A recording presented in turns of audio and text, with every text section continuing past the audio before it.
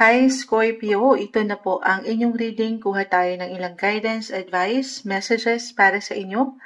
Dito sa darating na lunar eclipse, this coming September 7 in the sign of Pisces, kuha lang tayo ng ilang guidance. Yes po, maaaring meron din akong ma-share sa inyo astrologically kung anong pwedeng epekto or anong pwedeng yung maramdaman, maranasan.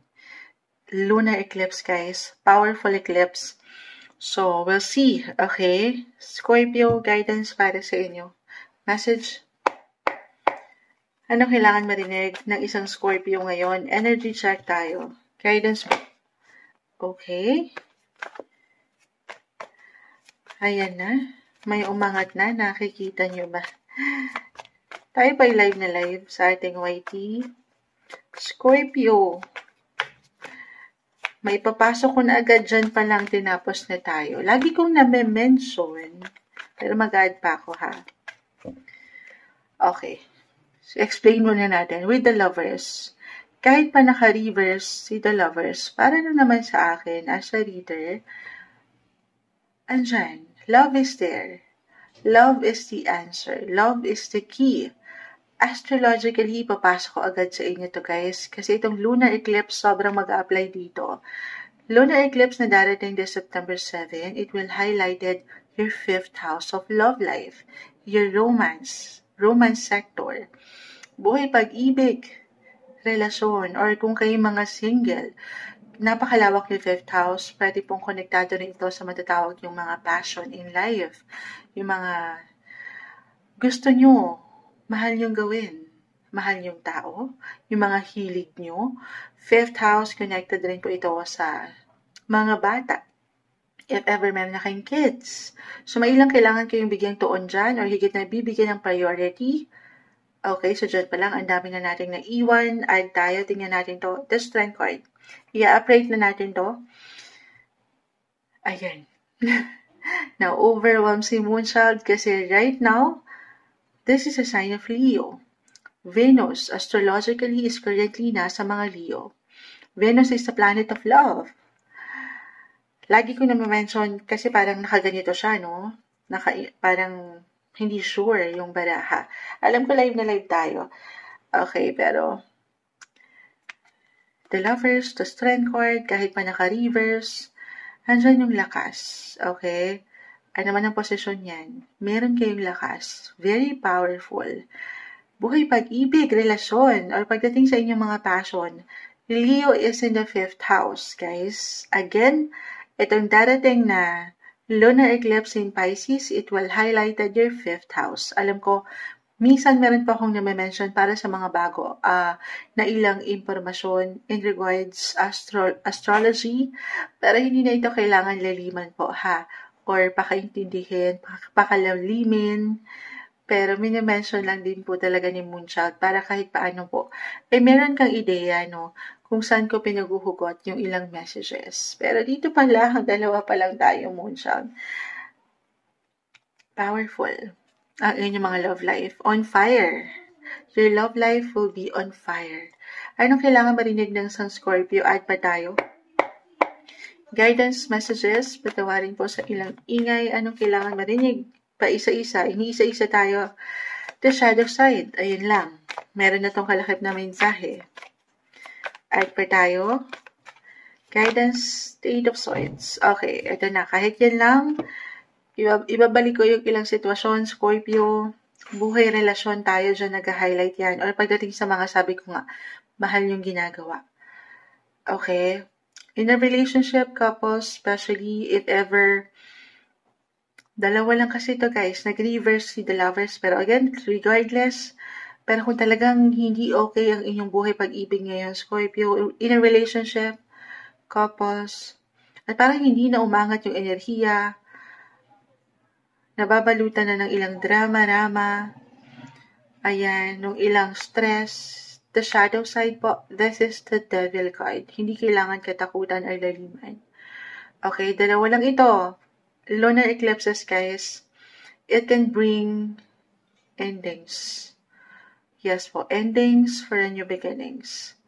So, depende ito ha. Alam ko, diretso si Moonchild doon, pero This is the time, best time to reflect, reassess, review your love sector, relationship, especially couples in a relationship. Ayan, na dumadaan sa hindi ganon kagaanan. At merong ilang demonyo, ayan, yung ilang negativity, actually, the Eight of Swords, yung ilang negative energy, hindi nagbabalanse, umaangat yung ilang differences nyo, o hindi kayo nagsasabay. Para sa ilan, maybe this is a sign, diretso na, wala nang pag-iimbot, to decide, okay, to decide na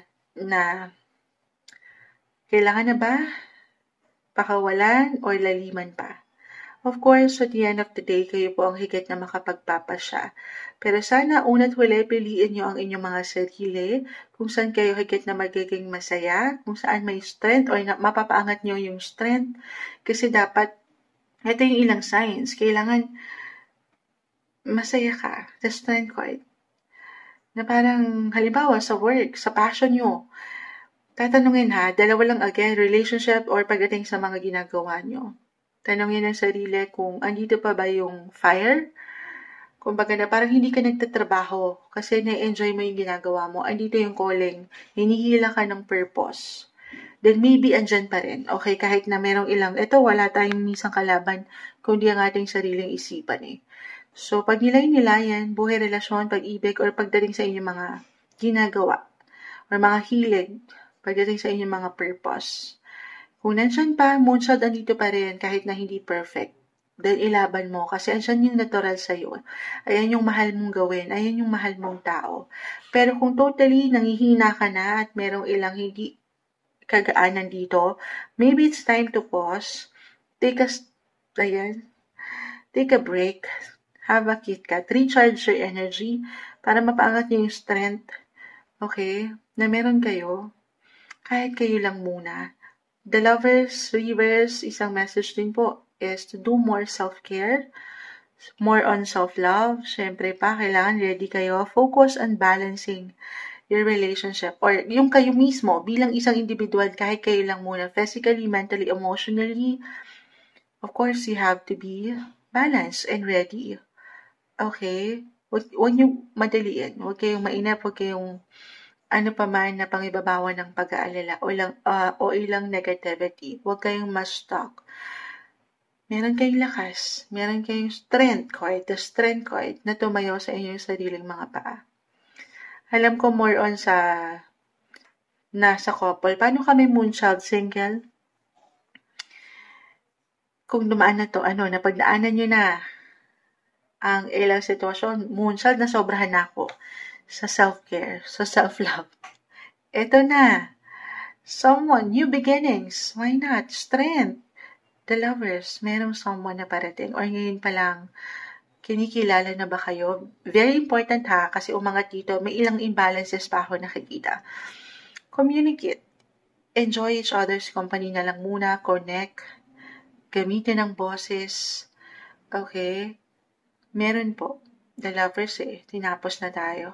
But you have to stay optimistic rin. The Eight of Swords, ito yung sabi ko, minsan, wala kayong higit na kalaban, kundi yung sarili niyong isipan. Pagtitiwala po. Sa inyong sarili, syempre, para meron kayong ganda, meron kayong lakas, power, at pagtitiwala sa proseso, sa Kanya, samahan ng dasal. Huwag kayong papadalo dito sa ilang kadiliman na baka wala na, wag na lang, hindi na, or feeling nyo kayo ay mag-isa. Don't rush to conclusions. Scorpio. Take it easy. Enjoy each moment. Wow. Take everything one day, one step at a time. Huwag kayong magmadali ha. Kasi unti-unti, pinapamasyar kayo ng buhay. Single, especially. Sundin nyo ang inyong mga puso. Sinasabi niyan, ito yung umaangat na guidance advice para sa inyo sa darating na lunar eclipse this month of September, Scorpio.